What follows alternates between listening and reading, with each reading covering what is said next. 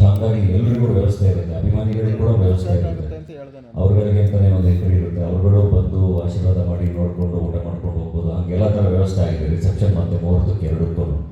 So ಎಲ್ಲರೂ ಯಾವಾಗ ಬೇಕಾದ್ರೂ ಬರ್ಬೋದು.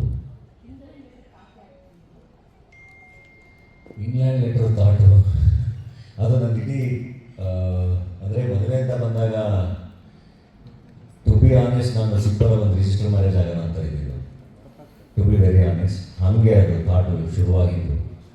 ಅದಾದಮೇಲೆ ಕುಟುಂಬ ಅಂತ ಬಂದಾಗ ಇದೆ ತಂದೆ ತಾಯಿಗಳಿಗೆ ಅವ್ರದ್ದೊಂದು ಕನಸು, ಅವ್ರ ಆಸೆಗಳಿರುತ್ತೆ. ಇಲ್ಲ ನಾನು ನಮ್ಮ ನೆಂಟರು, ನಮ್ಮ ರಿಲೇಟಿವ್ಸು, ನಮ್ಮ ಜನಕ್ಕೆ ನಮ್ಮ ಊರಲ್ಲಿ ನಾವು ಊಟ ಹಾಕ್ಸ್ಲೇಬೇಕು ಅಂತ ನಮ್ಮ ತಂದೆ ತಾಯಿ ಅಂದರು. ಅದರ ನಂತರ ಅಭಿಮಾನಿಗಳು ಅವ್ರಿಗೊಂದು ನಾನು ಕಾರ್ಯಕ್ರಮ ಮಾಡಲೇಬೇಕು. ಇಷ್ಟೆಲ್ಲ ಅಂದರೆ ಏನೇ ಮಾಡಿದ್ರು ಅವರಿಲ್ಲದೆ ಮಾಡೋಕ್ಕಾಗಲ್ಲ. ಸೊ ಅವ್ರಿಗೊಂದು ಕಾರ್ಯಕ್ರಮ ಮಾಡಬೇಕು, ಅವ್ರಿಗೆ ಮತ್ತೊಂದು ಊಟ ಹಾಕ್ಸ್ಬೇಕು. ಜೊತೆಗೆ ಫ್ರೆಂಡ್ಸು ಮತ್ತು ನನ್ನ ಇಂಡಸ್ಟ್ರಿ ಫ್ರೆಂಡ್ಸು.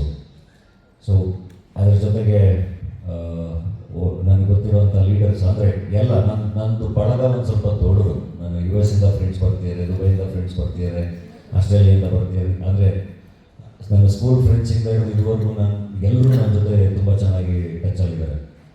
ಸೊ ಆ ಬಳಗ ದೊಡ್ಡದು ಮತ್ತು ಎಲ್ಲರಿಗೂ ಎಲ್ಲದನ್ನು ಸಪ್ರೇಟಾಗಿ ಮಾಡೋಕ್ಕಾಗಲ್ಲ. ಹಾಗಾಗಿ ಒಟ್ಟಿಗೆ ಮಾಡೋಣ ಅಂತ ಹೇಳಿ ಡಿಸೈಡ್ ಮಾಡಿ ಎಕ್ಸಿಬಿಷನ್ ಕಾನ್ಸೆಪ್ಟ್ ಶುರು ಮಾಡಿದ್ವಿ.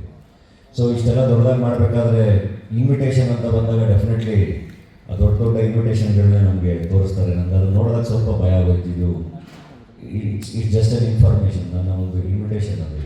ಅದರಲ್ಲಿ ನನ್ನ ಮದುವೆ ಇಲ್ಲಾಗುತ್ತೆ ಏನಾಗುತ್ತೆ ಅಷ್ಟನ್ನಷ್ಟೇ ಹೇಳೋಕ್ಕೆ ಇರೋದು.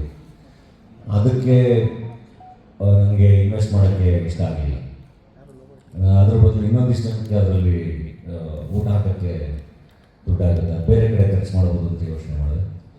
ಸೊ ಏನು ಮಾಡ್ಬೋದು ಅಂತ ಯೋಚನೆ ಮಾಡಬೇಕಾದ್ರೆ ಓಕೆ ನಾನು ಪರ್ಸ್ನಲಾಗಿ ಅಡ್ರೆಸ್ ಮಾಡ್ದಂಗೆ ಇರಬೇಕು ಅಂತ.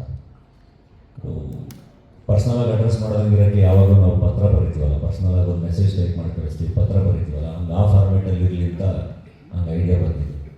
ಸೊ ಹಂಗೆ ಐಡಿಯಾ ಬಂದಾಗ ಫಸ್ಟ್ ಇಂಗ್ಲೆಂಡ್ ಲೆಟರಲ್ಲಿ ಪ್ರಿಂಟ್ ಹಾಕ್ಸೋಣ ಅಂತ ಯೋಚನೆ ಮಾಡಿದೆ. ಅದಾದಮೇಲೆ ಇಲ್ಲ ಅದು ಒಂಚೂರು ಕಸ್ಟಮೈಸ್ ಮಾಡಿಸೋಣ, ಮದುವೆ ಒಂದು ನಮ್ಮ ಈವೆಂಟಲ್ಲಿ ಕಸ್ಟಮೈಸ್ ಮಾಡಿಸೋಣ ಅಂಥೇಳಿ ಅದನ್ನು ಧನಧನ್ಯ ಮದುವೆ ಅಂತೆಲ್ಲ ನಮ್ಮ ಬಾದಲ್ ಹತ್ರ ಒಳ್ಳೆ ಡಿಸೈನ್ ಮಾಡಿಸಿ ಕಸ್ಟಮೈಸ್ ಮಾಡಿಸಿ ಅದನ್ನು